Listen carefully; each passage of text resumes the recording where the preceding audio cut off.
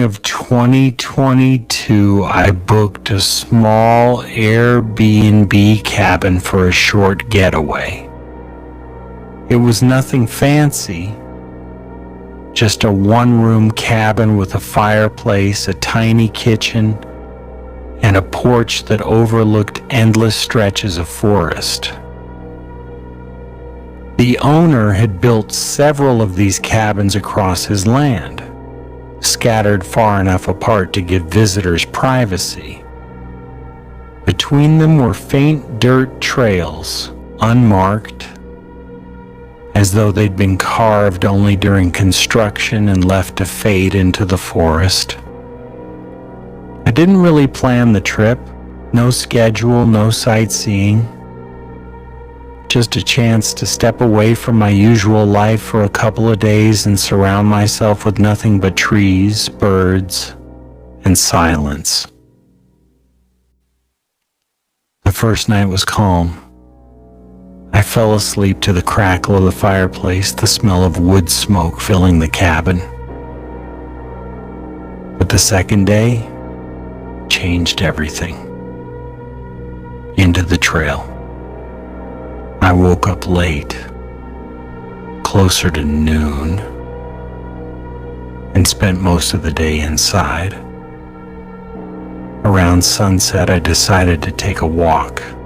It was quiet, the kind of quiet where even your own footsteps sound too loud. I slipped on a hoodie and wandered down a thin trail behind the cabin. At first I thought it would curve around and connect me to one of the other cabins, but as I moved deeper, the trail just kept stretching straight further and further into the trees. That's when I saw them.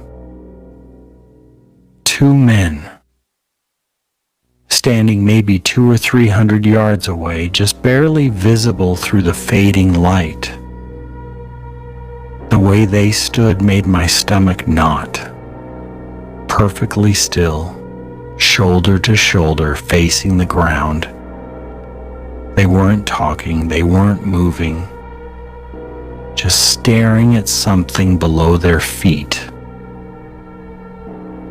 I kept walking, pretending I hadn't noticed, but my eyes kept flicking back toward them. Something about their posture, it didn't feel natural. Eventually, the trees swallowed them from view. I told myself it had to be other guests. Maybe they were checking out a mushroom patch or some animal tracks. From a distance, it probably just looked strange. That's what I tried to believe. But then, the sound. The trail wasn't looping back like I expected. It just kept going straight. I was about to turn around when I heard it. A sound tore through the forest. It wasn't human, not exactly. Not an animal either. A bellowing scream that rattled my chest and echoed for miles, like an elk's bugle distorted through a broken speaker. My breath caught in my throat as I spun around. The two men were back, only this time they weren't 200 or 300 yards away. They were much closer. Maybe 150 yards down the trail, standing motionless, facing me, watching. The sound I'd heard, there was no way it came from them. It was too loud, too strange. But if it wasn't them, then what was it? I froze, staring at them across the darkening path. Seconds ticked by like hours. Then without a word, they stepped off the trail, side by side, slowly disappearing into the wall of trees. Back at the cabin, I stood there, heart hammering, debating. If I went forward, I'd be walking right toward where they had just been.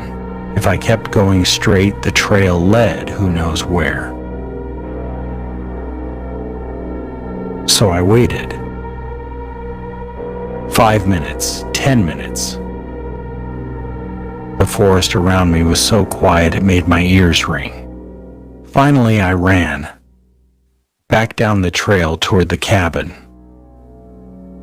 When I burst inside, I slammed the door, locked it, and tossed more wood into the fire just to have something to do with my hands. I thought about texting the host, but what would I even say?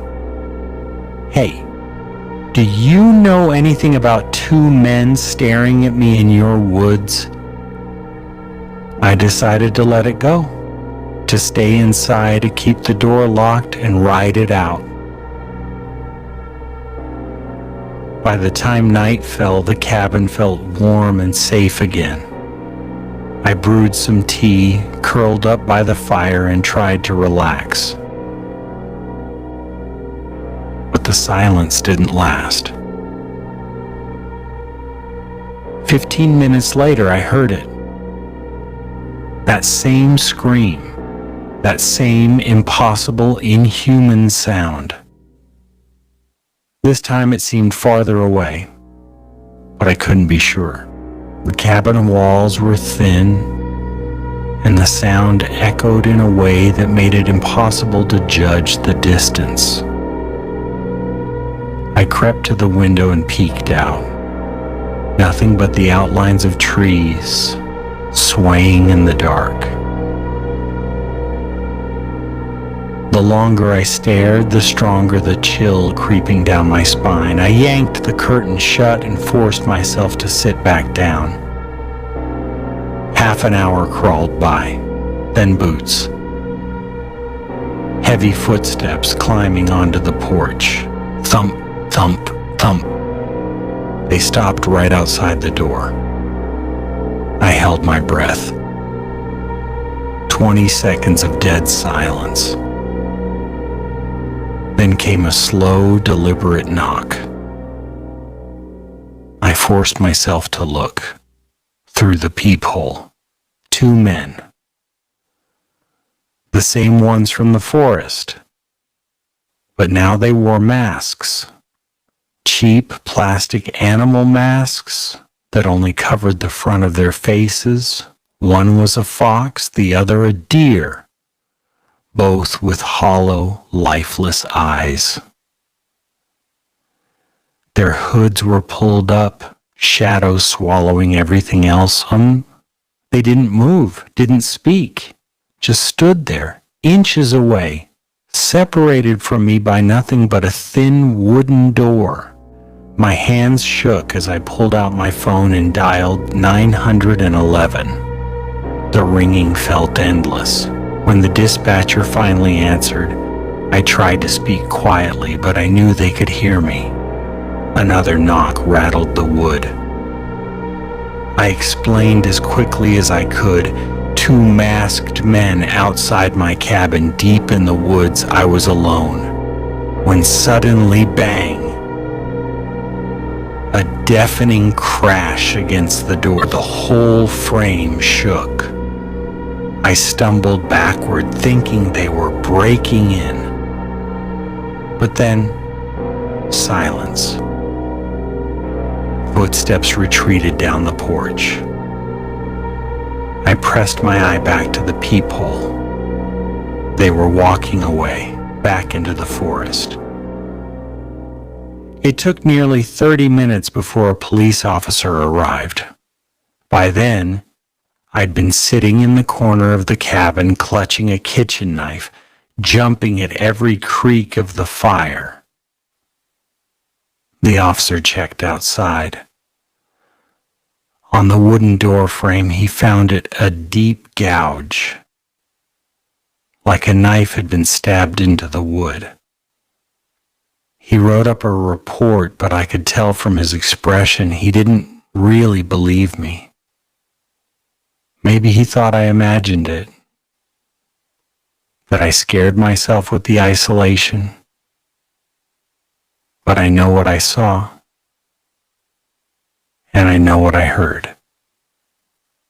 I packed my things and left that night. I